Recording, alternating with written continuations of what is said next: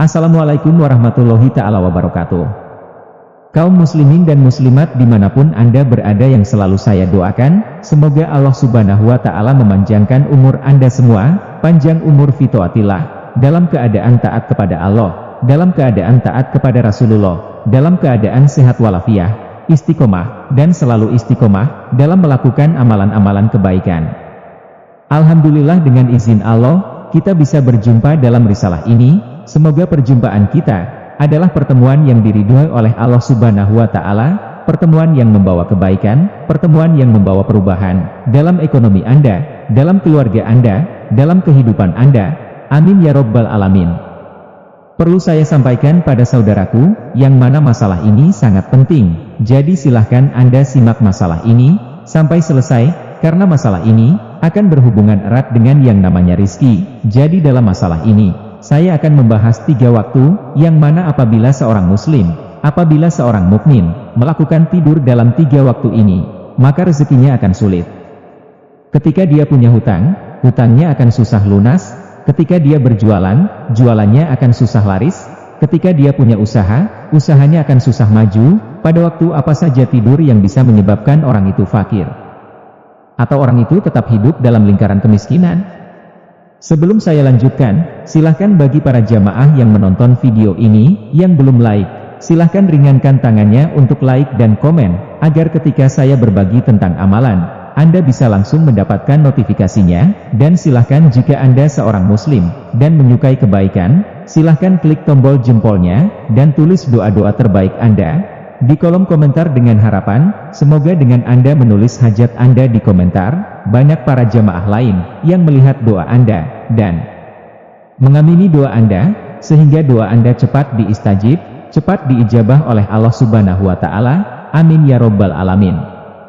Jamaah yang dirahmati oleh Allah, yang namanya rizki seseorang seperti dalam Al-Quran, Allah berfirman bahwa Allah subhanahu wa ta'ala itu sudah menjamin rezeki semua makhluk Allah yang berada di atas bumi, sudah dijamin, mau itu pria, mau itu laki-laki, sudah dijamin oleh Allah terkait rezekinya.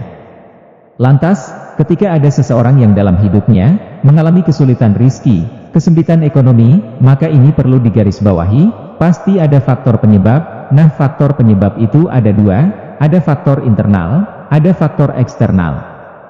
Faktor internal itu adalah penyebab yang kita lakukan oleh diri kita sendiri, sehingga rizki kita sulit. Faktor eksternal adalah misalnya, rezeki kita diganggu oleh orang lain. Nah, kalau dalam pembahasan ini, kita akan fokus membahas penyebab rizki seseorang itu sulit secara internal, yaitu bagaimana kita mengetahui hal yang menjadi penyebab rezeki kita sulit, yaitu kita melakukan aktivitas tidur dalam 3 waktu ini. Nah, tidurkan bahasanya, masa sih Ustadz, tidur bisa menjadi penyebab rizki seseorang itu sulit? Mungkin Anda bertanya seperti itu. Ini yang berkata bukan saya, tapi saya mengambil ilmu, mengambil makalah ini dari para ulama, dari Rasulullah Shallallahu Alaihi Wasallam, yang nanti akan saya terangkan. Kenapa tidur dalam waktu 3 ini akan menjadi penyebab rezekinya sulit? Bahkan misalnya nih, Anda tinggal dalam satu rumah, Anda tidak melakukan hal ini, tapi anak Anda atau suami Anda melakukan tidur dalam 3 waktu ini, itu sama saja mempunyai sifat, mempunyai efek kepada penghuni rumah lainnya. Nah, yang pertama para jamaah, aktivitas tidur yang bisa menyebabkan seseorang rezekinya sulit, hutangnya menumpuk, jualannya sepi, usahanya enggak lancar, adalah tidur setelah waktu subuh. Nah, ini catat, tidur setelah waktu subuh. Para jamaah yang dirahmati oleh Allah, ini ia penyebab rizki yang menghalangi. Ia menghalangi rezeki. Nah, seperti ditulis oleh seorang ulama besar yang bernama Ibnu Qayyim. Beliau berkata dalam satu kitab. Nah, dalam satu kitabnya, tidur setelah sholat subuh itu dapat mencegah atau menghalangi rizki. Kenapa tidur waktu subuh dapat mencegah atau menghalangi rezeki? Karena pada waktu subuh adalah waktu yang sangat mustajab untuk mencari rizki, dan pada waktu subuh ini, para jamaah, adalah waktu bagaimana Allah membagikan rezeki kepada hambanya, waktu kismatil arzak. Maka karena pada waktu subuh adalah waktu yang sangat mustajab, waktu Allah membagikan rezeki kepada hambanya, maka tidur setelah waktu subuh itu makruh, kecuali ada penyebab atau keperluan. Nah, jadi perlu digarisbawahi. Misalnya, karena mungkin Anda sakit, Atau Anda habis lumpur ini sudah ngantuk banget, Ustadz gimana saya misalnya, dari semalam lembur kerja? Nah karena ada sesuatu penyebab, atau keperluan, maka itu tidak apa-apa, tapi, usahakan Anda jangan sampai tidur setelah waktu subuh. Misalnya, bapak-bapak nih habis pulang dari masjid salat subuh, baca zikir, melakukan banyak amalan, ya buat kopi setidaknya Anda diniati buat kopi, ya Allah saya niat buat kopi, agar saya tidak ngantuk, dan tidak tidur setelah sholat subuh, buat kopinya itu ibadah, di situ, fatur rizki pintu rizki itu, akan terbuka lebar. Misalnya ibu-ibu nih, nah Ustadz, kalau saya habis salat subuh kan masak, nyiapin keperluan anak, nyiapin keperluan suami, enggak sempat zikir, ini gimana Ustadz? Nih, saya jelaskan, yang namanya ibadah kepada Allah Subhanahu wa Ta'ala itu, bukan hanya salat, bukan hanya baca sholawat, bukan hanya puasa.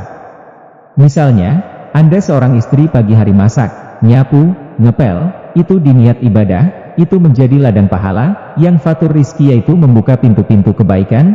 Anda misalnya seorang istri, mau nyapu pagi-pagi, nih diniati ya Allah saya niat bersih rumah, saya niat menyiapkan makanan, untuk anak dan suami saya.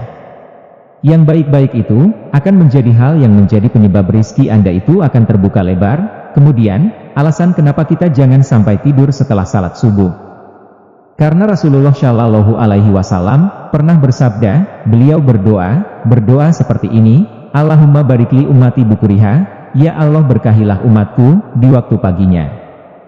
Nah, Rasulullah kan berdoa seperti itu, kemudian kita sebagai umatnya, ketika selesai salat subuh, kok malah tidur misalnya, ya udah nggak kebagian doanya Nabi Muhammad Shallallahu Alaihi Wasallam, tidak kebagian doa dari Nabi Muhammad, di mana Nabi Muhammad mendoakan keberkahan bagi umatnya di waktu pagi.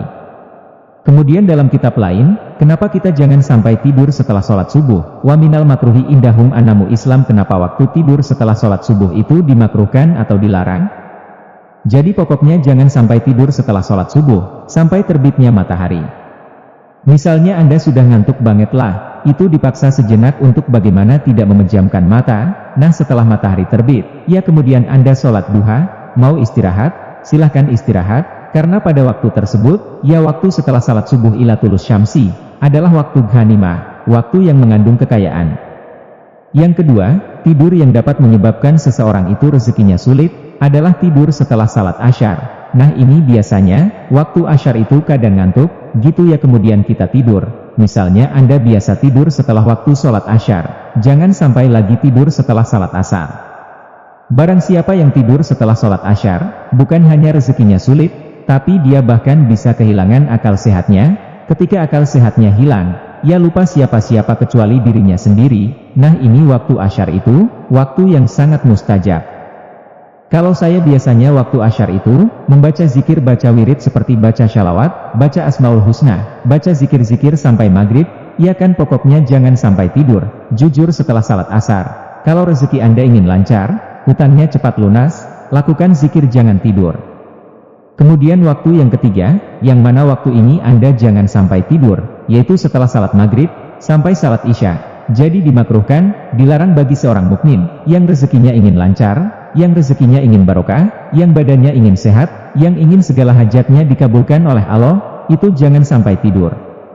Kalau bisa, dari asyar sampai ke isya ini, nyambung amaliyahnya, habis asyar jangan tidur, zikir sampai maghrib, baca surat Al-Waqiah misalnya, kan sampai isya. Nah itu bisa Anda lakukan sebagai upaya, ikhtiar langit fatur rizki, membuka pintu rezeki, membuka pintu kebaikan, hajat terkumpul, hutang lunas. Yang melunasi Allah Subhanahu wa Ta'ala, dengan ikhtiar seperti jalur langit, yang diajarkan oleh para ulama, oleh Rasulullah Shallallahu Alaihi Wasallam. Semoga bermanfaat, diingat-ingat sampaikan ke keluarga Anda, sampaikan ke anak Anda, sampaikan ke suami Anda, untuk tidak melakukan tidur pada 3 waktu ini, pagi hari setelah salat subuh, setelah salat asyar, setelah salat maghrib, sampai salat-salat isya. Itulah yang bisa saya sampaikan, semoga bermanfaat. Silahkan simak risalah saya yang lain, semoga bisa membawa perubahan dalam hidup Anda. Sehat, berkah, sukses. Wassalamualaikum warahmatullahi wabarakatuh.